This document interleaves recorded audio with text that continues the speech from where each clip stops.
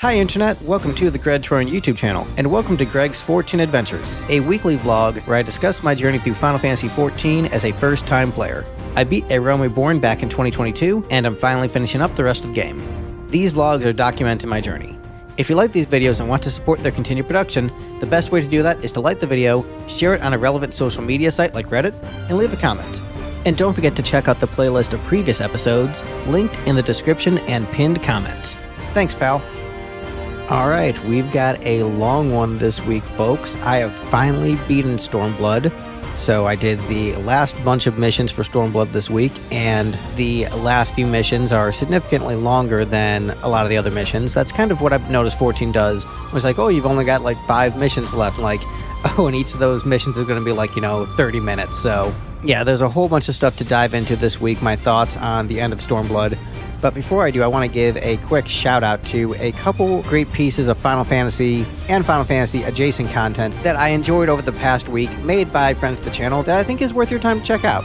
The guys on ResonantArc did a great podcast with Night Sky Prince about the development of Final Fantasy XV, and it was actually a very nuanced and thoughtful conversation. A lot of conversation around Final Fantasy XV is just Nomura bad, Nomura can't manage a project, when that's really not the case of what went on with 15, basically at all, and I think Nomura gets way too much hate online.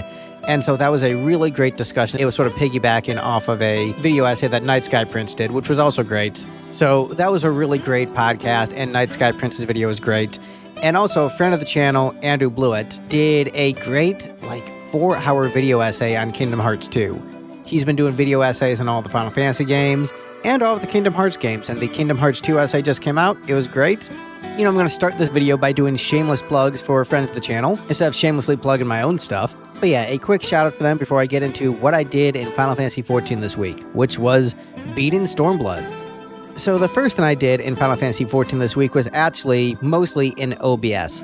For some reason, I was getting these, black bars when I was recording with OBS, and the video footage looked tiny and didn't take up the entire screen when I was recording with OBS. And so I ended up switching to a higher resolution to try to fix that issue, and it looks like it did. But something was feeling a little bit off, and I couldn't quite put my finger on what the issue was. But I wasn't completely sure, and it wasn't unplayable, so I'm like, okay, well, I'll just, start playing 14, and maybe it's just all in my head, and I'm just getting used to, the reinstall of the computer. So we meet with Robon to discuss our plan on taking Specula Imperatoris, and it's super sus that the Empire gave up Alighieri without a fight. And everyone comments on how it's kind of suspicious, but they're like, well, whatever, we'll just appreciate it. Which, of course, makes me think, okay, is this leading into some kind of trap? Because for the Empire to give up such a valuable outpost without a fight isn't really what they do. So are they baiting us into a trap by giving us this, knowing that we'll attack Specula Imperatoris? So the plan to attack Specula Imperatoris is that a main force will lead an assault, while the Scions hang back to deal with other Imperials in the area. And unexpectedly, Leto is sent to hang out in the back because they're like, hey, Leto deserves a break from all the intense fighting. And so Leto is assigned to survey the area with Alice. We then cut to a scene in an Imperial research facility, and we see Cryo, which is pretty unexpected because, we figured we'd see Fordola in the Imperial research facility because we know that she's getting experiments done on her, but seeing Cryo was definitely something that I did not see coming. And the mad scientist Alice Mal-Asina explains lore about the Garlands being unable to use ether and magic, but the snowy lands that they were banished to had the resources and raw materials to help them develop magitech. However, he wanted to develop a procedure to allow Garlands to use magic without the usage of magitech. But Fordola isn't a Garland, so why is she getting the procedure? And basically, Alice explains they're basically going to give her, super magic. She can already use magic. It's basically just going to be a power-up. Just going to make her way stronger, essentially. Xenos then explains that he has a mission for Fordola, and then we see Thancred, who has been quietly observing the entire situation. And then after that cutscene, I decided to mess with the settings of Final Fantasy XIV again, because something still felt off about, the way everything moved and looked. Something just didn't feel right. That is the unfortunate thing with a complete computer reinstall, is that even if your settings of the game might have stayed the same, some other weirdness with the computer would make it look weird. So I was trying to figure out, why is 14 looking weird to me? How do I get to look and play the way it did on my previous computer install? For details about that, just check out the first 6 minutes of last week's vlog. So then Leto patrols the surrounding area with Alice while Specula Imperatoris is attacked. And the attack is actually going pretty well. Conrad is in the tower convincing the Skulls, the unit of Alamegan soldiers that work for the Empire, to surrender. And then it cuts to Castrum, Abania, where Fordola fires their giant Junon cannon at Specula Imperatoris, killing their own people, killing her Alamegan comrades under the orders of the Empire. So the Empire is willing to kill its own soldiers, be they Alamegan recruits or regular Imperials. They're willing to kill their own people in order to also kill the Resistance members. The levels of war crime here are off the charts. Lyto and Alice make their way over to Specula Imperatoris and start tending to the wounded, including a few who actually recognize Lyto, like a guy who fought alongside Lyto on the Steps of Faith. Conrad is among the wounded, and unfortunately is so gravely wounded that he is not able to survive the encounter. Though in his last words, he does make Lys commander. And I was actually pretty surprised. I thought he would live through the expansion. I thought that he would have Lys be his successor and take her under his wing, and that he would still be hanging out at Raugar's Reach, and just Lys would be there, and he would just build her up as his successor. So I did not see that coming. I mean, I probably should have, given how old he was, but yeah, that was a bit of a shocking death for me. Also, in case you're wondering about the robot voice, I previously had used it to punch in different words here and there rather than re-recording entire sections, but for some reason part of this recording got corrupted, hence a greater usage of the robot voice this time. Yay Windows.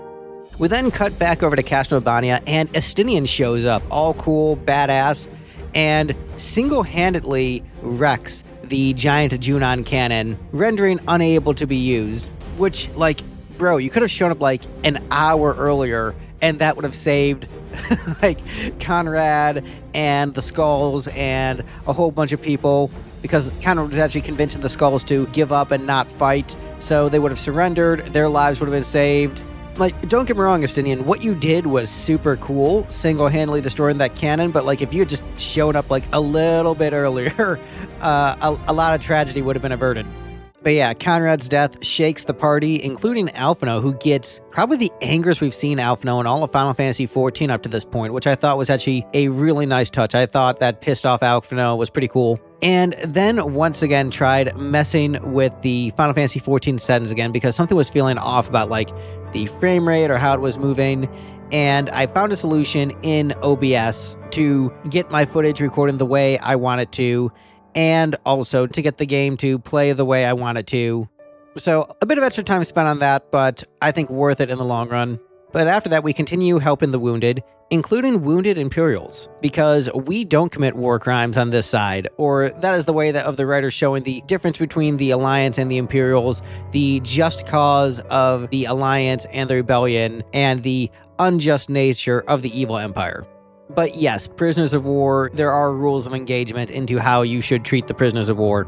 I am glad that Final Fantasy XIV is taking a anti-war crime stance, which I guess is woke leftism. But yeah, so after not committing war crimes, the party reconvenes at Alighieri, and we wonder why the Empire didn't continue firing the cannon, because they easily could have decimated us if they continued firing the cannon at us. And so we think that the cannon must be broken or malfunctioning or something. And so Lys decides to confirm this, and so we head up to a high peak to observe. At the top of this peak, there's this boat called Nunkurup's Hope, which I guess is an ark that, according to Lys, was made by one man to save countless others from the flood during the 6th Umbro era. So a Noah's Ark analogy. And I wonder what side quest in particular would give you even more lore on this Noah's Ark boat, because it is this cool thing that's just kind of like randomly just kind of hanging out in Alighieri.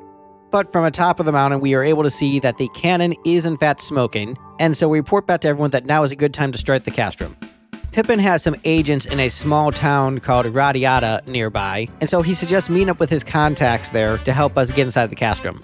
And of course, Radiata made my mind jump to Radiata Stories, the Square Enix PlayStation 2 RPG, which started off incredibly strong and then unfortunately tapered off at the end. But it was a really cool game where basically it was an action RPG with a really awesome party recruitment system where basically almost every single NPC in the game was a potential recruitable party member. And it has a day-night cycle, and they all have their daily routines and things that they do. You can just like be a part of this living, breathing world, and basically like anybody on the street, you know, any shopkeeper, like almost any person, you can somehow recruit into your party. and it's got like a quirky sense of humor, charming art style, and unfortunately the story like really falls off a cliff at the end, and the endings, multiple endings, aren't very good, but it's so fun for such a big chunk of it. And just the recruit any NPC into your party thing was just such a cool concept. I think the game needed a little bit more polish, but I did like it a lot. So yeah, shout out to Radiata Stories. But yeah, before jumping back into the MSQ and going to Radiata, I saw that an Aether Current quest had opened up about a former Imperial named Bot, who is not a jerk and actually treated the citizens of Alamigo relatively well for an Imperial. And so the people of the town have a lot of sympathy for him and don't want to just hand him over to the Alliance because they think the Alliance, might treat him harshly for being a former Imperial. And I ended up doing the entire quest line. I debate about whether or not to do it, but the start of the storyline was enough of a hook where I'm like, you know what? Yeah, I'll see where this goes. And it was pretty solid. I liked it. There was another Aether Current quest line that I did the first quest and didn't do the entire thing, but I did enjoy the pun. The title of the quest was called Saint Seiya, a reference to the Saint Seiya anime, which I never really watched, but the theme song is dope. But yeah, then we make our way over to Radiata and meet with Stark Woad and discuss sneaking into the Castrum. But before I can sneak into the Castrum, there is yet another Aether Current quest. And basically, whenever I see an Aether Current quest, I just do it right away, even if it kills the momentum of what I'm doing, because I just want to get them out of the way, knock them out. I will say going back and forth between the locations to do these Aether Current quests was quite annoying, because there's no fast travel going from Alighieri to Radiata. I think now that I've gone through Heaven's Word and Stormblood, I don't know if I like the Aether Current system as much as just play the game and then you get to fly like after you beat the expansion. I think I like that better than the Aether Currents, like slowing down the pacing. I get that, it's forcing you to explore the areas and forcing you to get a little bit more lore, but I don't know, you could just like design the quests to make you explore the areas more and design the MSQ to just give you more lore. So yeah, I think the Aether Current system is fun in some ways, but if I have a preference between what A Realm Reborn did and what Heaven's Word and Stormblood did in terms of what allows you to fly, I think I prefer the A Realm Reborn route where just beat the expansion, then you can fly afterwards. But yeah, so after knocking out those Aether Current quests, I did Castrum Abania, which was a solid dungeon, and the music sounded a lot like the Singing Mountain track from Chrono Trigger, which was unreleased in the original game, but was still in like the sound files and stuff, and is a really cool composition. And so the music, at least a section of it, reminded me a lot of the Singing Mountain track from Chrono Trigger. And the boss in this dungeon looked a lot like the Wizard of Darkness, Form 2 Wizard of Darkness from Brave Fencer Musashi, another Square action RPG. This one I think is super underrated. I like this one a lot. Definitely feels like a prototype for Kingdom Hearts in a lot of ways. And also had a day-night cycle like Radiata Stories. But yeah, Brave Fencer Musashi, dope. Lots of puns, lots of cheesy 90s voice acting. Great game, love it. And so this boss reminded me of something from Brave Fencer Musashi. It was pretty dope. Liked it. But after fighting the Wizard of Darkness Form 2, we reach the command room where we confront Fordola, and Fordola explains her reason for killing her comrades, which is basically she will follow whatever orders that the Empire gives to her, because that is how she believes Alamegans will get their freedom, not by being an independent nation, but by being full citizens of the Empire. And so whatever she has to do to make Alamegans look like good, obedient lapdogs, she will do, because that will be what allows them to live better lives. Even if it involves, killing her own people in the process, she thinks that, the atrocities she commits will ultimately lead to a greater good. And so that leads to a fight between her and Lys. And Fordola is just dodging everything that Lys has to throw at her. There's just no way that Lys can compete with this power-up. And in the process of the fight, Alice ends up getting wounded when she tries to assist Lys. Fordola then manages to escape, and then after the battle we find out that Alice is wounded, but it's not severe and that she'll be fine. Which I kind of knew because I've seen her in trailers for Dawn Trail, so I was pretty sure she'd be okay. But yeah, then I have a note here saying, are we going to explain how we're going to defeat characters with higher power levels? Because we have not yet received a narrative reason why we should be able to compete with Xenos when Xenos is so much stronger than us consistently. So I'm like, are we going to get some kind of power-up to fight Xenos? And are we going to get a power-up to fight Fordola? Because they've gotten significant power-ups. So what is going to be the story justification as to why we can defeat them?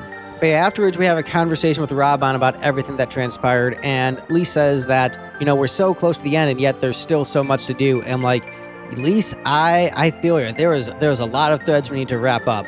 That line hit particularly hard because I'm like, yeah, there's only so few quests left on this quest list, but I know these are going to be some longer ones. But Raban asks us to meet him back at his hometown of Coldhearth, and we have a talk with him in front of his old house. And through the power of the Echo, we see a scene with Lisa's father giving a speech about liberty and how it's not just about the freedom of the day, but about building a better tomorrow, which is a super important thing that I think, the libertarians tend to forget about. It's not just about, I have the freedom to do whatever I want. Freedom is not just freedom of choice, it's also freedom of opportunity. If you are free, but you don't have any opportunity, you're not truly free. Economic freedom means, you need enough finances and resources in order to make free decisions. If you don't have enough finances and resources to make free decisions, you're not truly free. I'm really glad they put that there in this storyline. As from freedom, but also, the point of freedom is to have a better life, not just freedom. You could just live alone in the woods, naked and just, hit things with sticks. And, you would technically be free, but is that the kind of freedom that you want? For some people, maybe, but I was really glad for that part. I thought that was a really important thing that they included in this narrative, and I'm very glad that they did. The goal is about making lives easier and better for you, your family, your friends, for your community, making a better tomorrow. Great scene, perfection, loved it. Lise has the conviction to help her people bring about that better tomorrow. And momentum, feeling the story. And then oh, look, an Aether current quest. Never mind momentum, we're stopping to do this. A villager from Coldhearth named Sagar has an Aether current quest, wondering why the merchant that always comes by the village has stopped coming by. And it turns out that an Imperial turncoat had paid the merchant to sell goods to the villagers at a ridiculously cheap price. And it turns out that Imperial turncoat was Sagar's son, who was recruited into the Imperial military against his will, but then ended up perishing in the recent battle at Specula Imperatoris, leaving his father with a bottle of Herat, the region's signature wine. And it's a very bittersweet, sad ending to that quest. And so I wanted to find out more about Sagar's son, and I know there was an entire quest line looked like it opened up, and so I'm like, oh, this actually looks like it's worth doing. But looking at the wikis, I don't look at the wikis for spoilers, but I do look at the wikis as a guide to see, hey, where am I at in progressing the story? And also how many Aether currents do I have to deal with? And I saw that I was pretty close to getting the last Aether current in the area. And I'm you know what? Doing this quest line with the ability to fly would be so much more convenient, so I'm going to wait till I get that last Aether current. So I went back to continuing the MSQ, but while on the road, we got attacked by some Alamegan youths. So we find out that the youths of the area have only ever known occupation under the Empire, and they think that siding with the Empire is the only way to get a better life. And so it's a bit of a tragedy that we had to kill Alamegans as part of our quest to free Alamegans. And, that also, ties back into Fordola's reason of just the only way you get a better life is through the Empire. There's no other alternative, and we are offering that alternative, but, people who have grown up under only Imperial rule, they don't see that. People have their Overton windows of what they think is acceptable thoughts and discourse and what is an acceptable path in society. And they think, yeah, you just work for the Empire. That's what you do. And that we are literally outside of that box. And that is what needs to be done. So I thought that was a really great touch. The writing has been really, really strong in this entire ending section thus far. But yeah, then I got the ability to fly in the area and decided to go and do the questline with Sagar, which actually was really not about the story of his son. The story of his son actually ended with that first quest, and this entire questline is about another villager named Baritha, whose son went missing. And so he asked us to check in on her and see how she's doing. And so this entire questline, you think it's going to be about Sagar's son, nope, now we're just switching over to this other villager. And so the questline is about Baritha's son, who fled the village to escape conscription from the Empire, joined the Alliance, and then pretended to join the Empire and basically joined them as a spy for the Alliance. And so he was in the Skulls as a double agent, actually working for the Alliance for the Rebellion. And we think that he is dead, but actually he's alive and leaves seeds for his mother to grow dates that can survive the harsh climate of the area. And bought from that previous quest line, the Imperial who the locals liked, he ended up receiving a pardon and actually comes to help Baritha grow the seeds and to help make Arak, the specialty wine of the area, in the village.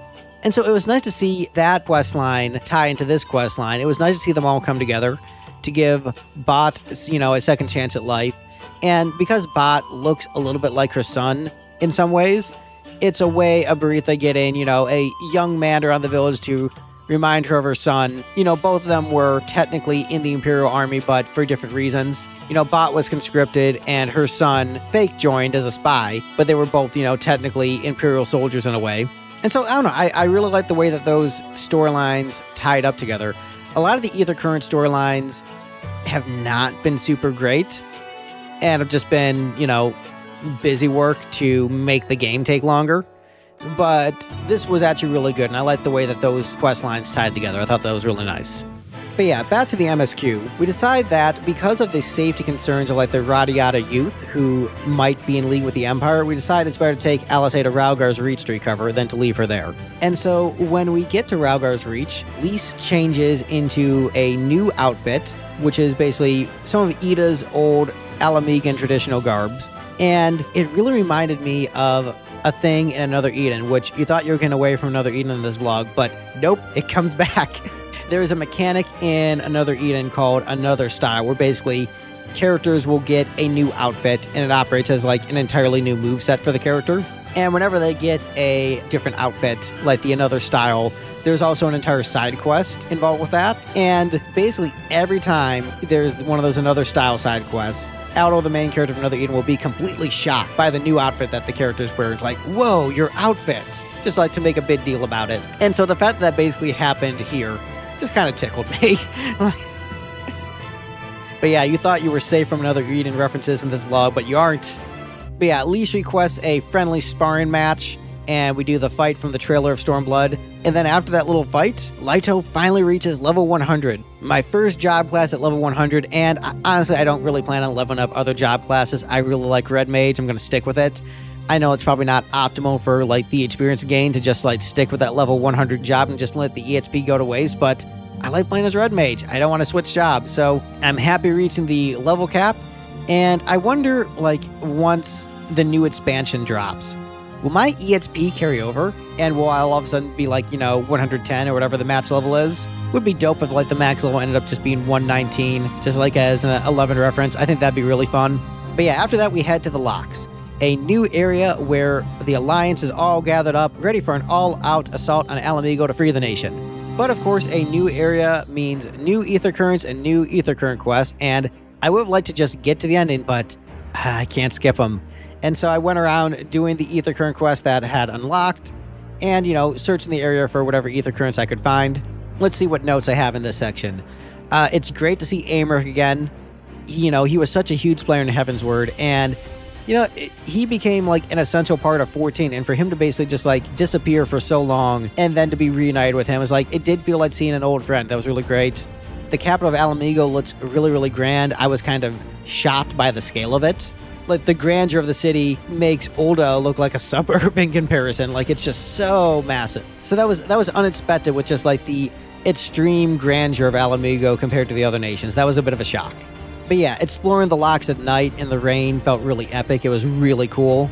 And the Aether Current quests were, they were okay, the first couple. There was one that involved climbing to the top of this peak to fight a zoo, which kind of reminded me of Paradomotor from FF11 in a way, although it was less intense climbing that mountain. And the other quest involved fighting restless spirits of the dead, which reminded me also of FF11 because when you got into the dungeon where the spirits were, there was no music, and that reminded me of just the 11 dungeons with no music, so that was cool.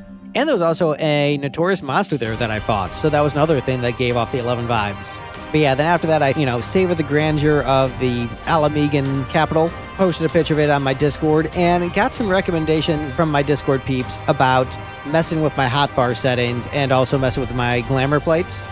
And I spent an hour messing around with the settings, about half an hour messing around with hotbars, and half an hour messing with glamour plates, and I was unsatisfied with the results of both, and then ended up just reverting everything back to the way I had things before.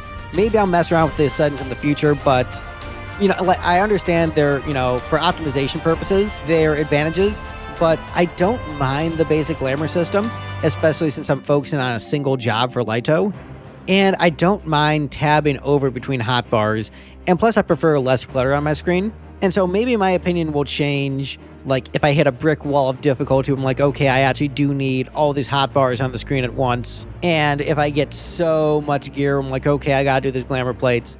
But thus far, I'm happy with my setup the way things are now. Maybe my opinion will change in the future. And, you know, if I do mess with those settings, it'll probably be like on a live stream or something, and I'll get help from the chat, or I'll do a call with a friend and then record that for content. But otherwise, I'm pretty happy with my 14 settings right now. But yeah, this is the mid-video call to action. This is the part of the video where I ask you to please like the video if you're enjoying this video. Share it with a friend, share it on social media, spread the word about Greg's 14 Adventures. It helps these videos grow. And most importantly, leave a comment. Tell me what you thought about this section. Tell me what you think of my thoughts. The reason I'm doing these vlogs is because I really enjoy the chats that I have with people in the comments and on my Discord server, which you're free to join as long as you're like not a jerk and just like, you know, don't post, you know, not safe for work content. Otherwise, you know, yeah, please come hang. Link is in the description. But yeah, chat with me about 14. I want to know your thoughts on the end of Stormblood, how it landed with you. Did you like it? Did you like it better than Heaven's Word? You know, I want to hear from you in the comments. I think it's really fun to have these discussions with other 14 players. And that's the best way to show support, is to just, you know, like, comment, subscribe, all that good stuff, the normal YouTube things. That's the best way to support these videos to ensure they keep getting made. All right, mid-video call to action over. So the party reunites with Thancred, and it lets us know that Krau is being kept in a research facility within the Alamegan Quarter, a residential district in Alamigo.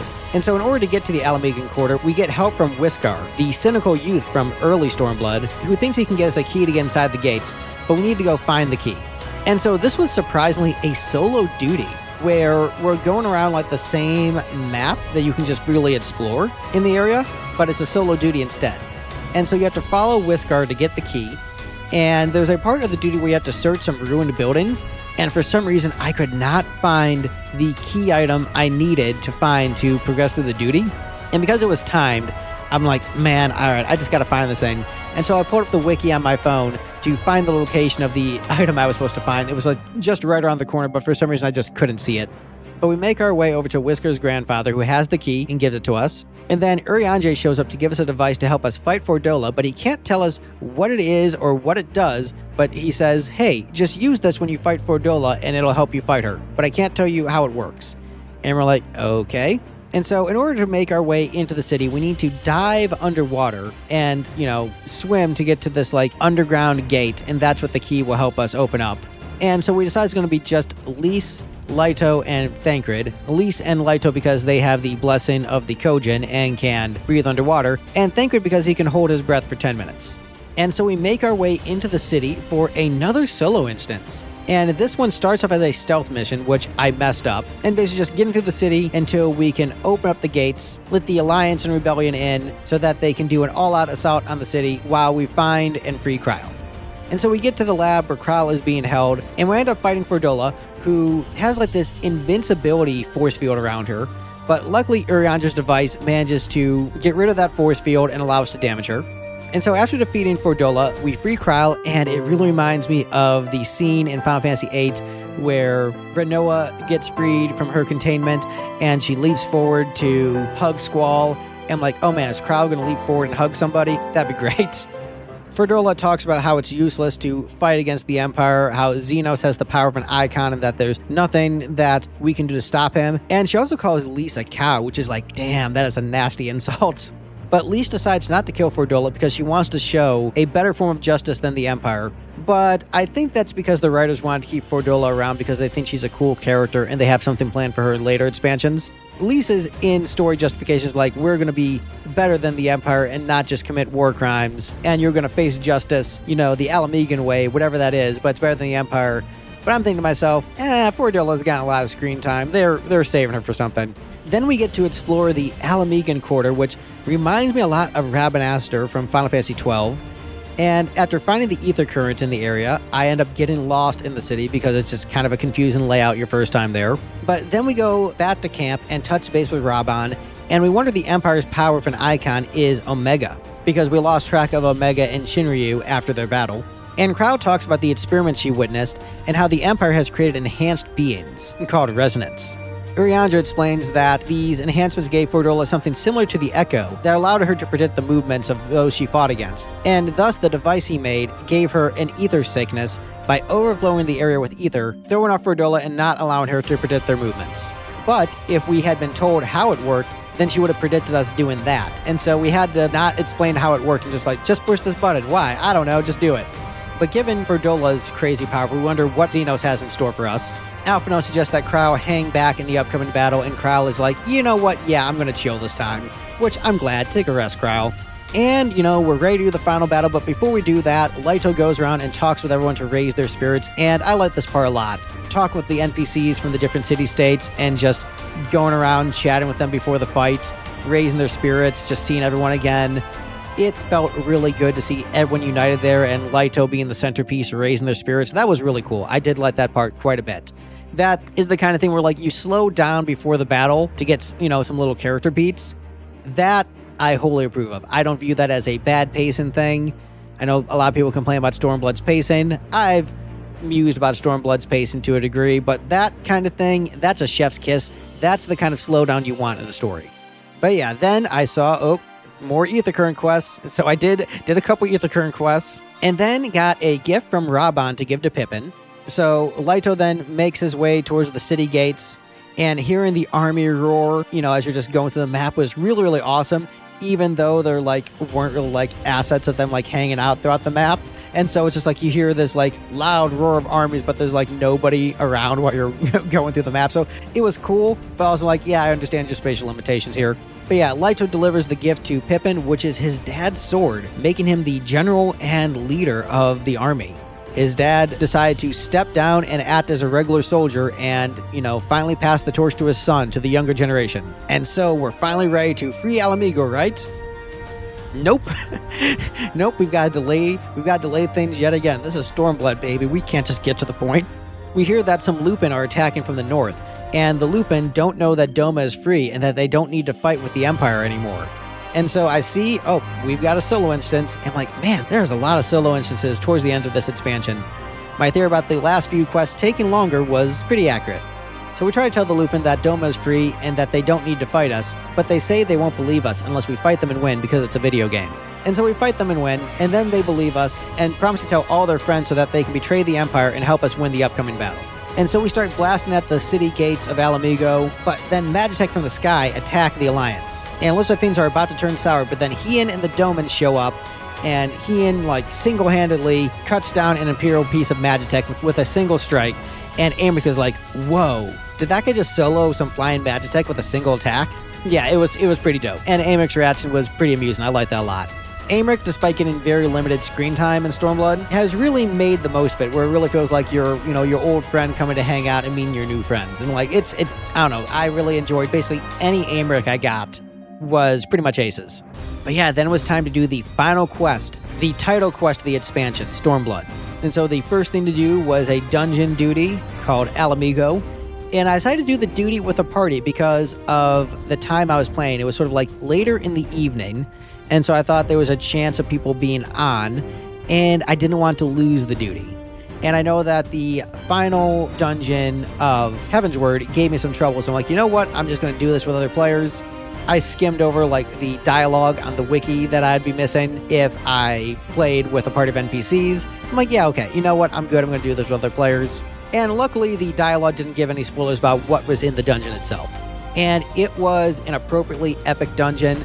As much as I talked about how, I like the Doman stuff better, would have been better to close out with the Doman stuff than the Alamigan stuff, this was really epic. It did feel like a great final dungeon for the expansion.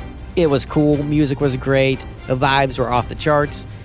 The Guard Scorpion boss gave off some FF7 vibes. That was unexpected and really cool. I love me some 7, and so seeing that was awesome. And we got more 7 vibes with the mad scientist Hojo character of this expansion, Alice Mal Asina, as a boss fight, who got very limited screen time and feels a little underutilized. I wonder if he was just in some side quests or stuff that I missed. The Xenos boss fight was pretty average, a little harder than a normal boss fight, but nothing too crazy. But after the fight, Xenos beckons Leito to follow him for their final confrontation while our comrades fight off swarms of Imperials. And so there's a big chat between Leto and Xenos just talks about how he's just really into violence and plans to fuse with Shinryu. Not Omega, it's Shinryu. And Xenos' calm demeanor finally starts to snap, and you just see the insanity behind his eyes. And he asks to be accepted by Leto, who, as much as he believes in the power of friendship, he thinks no, you're too much of a psycho. And so Leto does reject Xenos, who then fuses with Shinryu. And that is then the final boss of the expansion, Shinryu. And so this, of course, you can't do with a party of NPCs. You need other players. And so I stayed up a little bit later than I normally do because I'm all right, if I try doing this early in the morning, nobody's going to be in the duty finder to do this fight. So I'm going to have to do this now. And one of the party members ended up looking like Cloud Strife, had the Cloud Strife outfit and hair. And when they started the fight, they said not interested, which just made me laugh. The Shinryu fight was a little bit tricky. We ended up wiping a couple times, but we got through. The active time maneuver mechanic was pretty fun. But yeah, kind of a harder boss fight. But, nothing we couldn't handle. I think we wiped 3 or 4 times, but got through it. And yeah, it was a good fight. And I'm glad I did it when I just so I could get the not interested comment. That was really funny. So after the fight, Alphino and Lee show up, and Xenos seems happy for the first time. And explains he basically did everything he did just to feel something within him. And he calls Leto his enemy and his friend, and then kills himself. And, there is a little bit of sympathy you have for him for just what a broken individual he is and just how lonely and miserable his existence is, where you don't condone or forgive any of his crimes, but to just, wonder what twisted him into the kind of person he became, and to consider, Leto his only friend is really tragic. He lived for the thrill of the hunt, for the thrill of the fight. That was what he was all about, was battles and challenges. And, in the end, he finally became the prey. He was no longer the hunter, he was the prey. And maybe that's why he considered, Leto his only friend, because Leto was the only one who could be the hunter, the only one who he felt could understand him, even though Leto's brain doesn't work that way. And so it is, a bit, the nature versus nurture. You wish he had better nurture. But yeah, after this, we get together to celebrate our victory by singing the national anthem of Alamigo with new lyrics and with the flag waving in the background. I think that was a nice touch by having us hear the Garlean bastardization of the anthem earlier in the expansion, and then hearing the anthem with the proper lyrics later. I thought that was a really great touch. And I do think it's funny how Leto clearly does not know the words to the anthem and is just not saying anything. Lamau. Verdola looks up at the flag of Alamigo with bitterness in her eyes, and we get a monologue of Lise talking about bearing the weight of the past and how it carries into the future, and comments on how Xenos was a product of his upbringing. So it was nice that those thoughts that I had in my head about Xenos, the writers of the game straight up addressed. They're doing a great job of addressing, basically anything I would want them to address in this expansion, they're pretty much addressing. And so I really appreciated that. Lise vows to rebuild Alamigo. Her conviction is strong, and yeah, it's a really, really solid ending scene. But of course, we've got all the, post-credit scenes we need to talk about. Estinian shows up and destroys Nidhogg's eyes, which I had forgotten were the cause of Shinryu being summoned. And so now Estinian's entire arc in Stormblood makes sense because he is just out to get Nidhogg's eyes. He doesn't care about anything else. Which, I could have used a reminder of that. There are so many plot details to remember and keep track of. And so when I saw Nidhogg's eyes, I'm why are Nidhogg's eyes there? Was Xenos so strong because he had Nidhogg's eyes? When did he get them? And so then I looked on the wiki later and oh, okay, so right, because Shinryu had Nidhogg's eyes because that is what was used to summon him. Okay, that's it. But I forgot that plot point. And, I'm not a guy who forgets a lot of plot points in media, but that was one I totally forgot about. And so I think 14 could have done a better job reminding you about that before then, so you're not just wait, what? Because that was literally an expansion ago. But yeah, then we cut to a scene with Varys meeting with Elidibus, who doesn't mourn his son and called him a monster, which is ooh, harsh. Harsh, but also kind of fair. And they seem to be having a disagreement about tactics and, what their next steps are and whether or not they're truly aligned. And Elidibus says they share the same goal, but Varys doesn't seem to trust him. And then Elidibus removes his mask, and which shocks and angers Varys, who says, "How dare you?" So I wonder, does this mean Elidibus can manipulate his appearance? And is he making himself look like someone that is important to Varys? Maybe he's making himself look like Xenos? So I'm wondering what that means. But yeah, after that, I had to go to sleep for the night because it was, past my bedtime, needed to get some sleep. So woke up early the next morning and made my rounds talking to everyone after the big epic conclusion. Thancred mentions Asilia and Warburden. So it was nice that he called Minfilia by her given name and, some nice 1.0 references there. And Lise asks Leto and the Scions to meet her at Ralgar's Reach, where she announces that she's leaving the Scions, truly an expansion girl. I am super important in this expansion, and now my storyline is done, so I might show up for some cameos here or there, but this is the end of my storyline. Thanks for playing. We haven't had anyone in 14 who I would call an expansion girl before this point, but Lise is definitely the first expansion girl of 14. She is the expansion girl of Stormblood, and so that definitely adds to some 11-esque vibes here.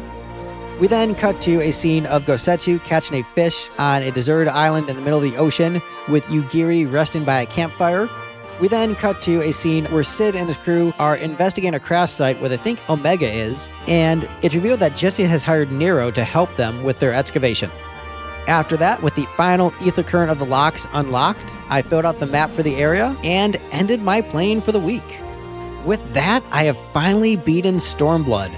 This expansion took a bit longer to beat than Heaven's Word, partially because of the move in the middle of this, kind of throwing everything off for a few weeks. That just kept me very, very busy, where there was a solid 2 weeks where I basically didn't get to play 14 much at all, plus the computer issues causing a whole bunch of headaches. So this took a little bit longer to beat than Heaven's Word, but also I did soak it in more than Heaven's Word.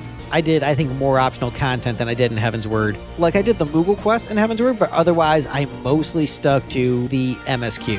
And I think Heaven's Word was an overall tighter experience, but also that is because I stuck to more MSQ. I did more side stuff in Stormblood than I did in Heaven's Word. But as far as the ending section, this entire vlog, basically everything in it, was really strong. Stormblood did end in a very strong place, in a very satisfying place. I don't really have complaints with the ending section other than I think that I was over the ether current stuff to a degree, and it did slow down a lot of the pacing. But I did like some of those storylines. I did like the storyline with Bot, and I did like the storyline in Coldhearth. I thought those were both very good. So I'm not completely against them either. That might have just been more my anxiousness to finish the expansion than anything the expansion itself was doing wrong. But other than saying, hey, you could have reminded me about Nidhogg's eyes a few scenes earlier, so this would have hit better. Otherwise, I don't really have complaints. I mean, the final dungeon was really, really awesome. The storytelling towards the end was really strong. There was great drama, great acting. I loved basically all of this. Everything that I went over in this vlog, I was pretty much head over heels for and thought was great. Some of the stuff I predicted, Lise being I'm an expansion girl, I'm gone now.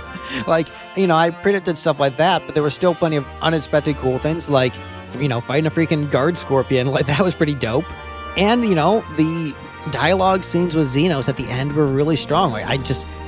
This was a great ending to a great expansion, and I just absolutely adored my time with Stormblood. There were, a couple parts that frustrated me, but overall, I'm walking away from Stormblood very, very positive. And I think that Stormblood had a better ending than Heaven's Word. I felt more satisfied with the conclusion. I enjoyed maybe the final boss of Heaven's Word more, just because Knights of the Round is just dope. And I just have more of a connection to Knights of the Round than Shinryu. But I think in terms of story and ironically pacing, I think that the finale of Stormblood was much stronger than the finale of Heaven's Word. And, wrapping up my entire experience with Stormblood, I would say that right now, I do prefer it to Heaven's Word. And so Stormblood, thus far, is my favorite expansion in 14. Sort of goes progressively up. It's 1.0, then A Realm Reborn, then Heaven's Word, then Stormblood. It's just been getting progressively better for me. Yeah, I'm just leaving this extremely satisfied and just feeling good about Final Fantasy XIV. So next week I'm going to do a special video. I'm going to do a post-Stormblood Q&A where I'm going to take questions from the comment section about specific things in Stormblood now that I've beaten the expansion. So things you might want to hear my thoughts on more. Please leave it in the comments and I will talk about it in next week's vlog. And also I'm going to be doing in the near future, I don't know when, it's based on scheduling, I have a couple people on my Discord who I'm going to be doing interviews with, podcast, informal discussions. This year we're going to talk and I'm going to record and it's going to go up on the channel, who wanted to do those episodes with me after I beat in Stormblood. I'm planning to do an episode with the Koalas and with Sean Darko now that I've beat in Stormblood. So basically we just need to schedule that and figure that out. So, we'll be doing special discussion episodes with them. And if you're interested in doing a special discussion episode with me about Final Fantasy XIV, where we do like an informal discussion, podcast, interview, just like two people just chatting about the game, hit me up on my Discord and tell me at what point in the game you would want to have that discussion with me. Because some people might want to talk about things from specific expansions. So like, oh, I really want to talk to you after you beat Shadowbringer so we can discuss this thing I don't want to spoil you about. So if you're interested in that, just hit me up. But yeah, I'm still sort of wrapping my head around Stormblood and my thoughts on the expansion as a whole. But, based upon the ending and all the stuff I did this week and looking back on the experience as a whole, I think I do love Stormblood, and it is my favorite Final Fantasy XIV expansion thus far. Thank you guys so much for watching. Be sure to like, comment, subscribe, leave your questions in the comments for next week's vlog. And yeah, I'll see you in the next video. Bye, everyone.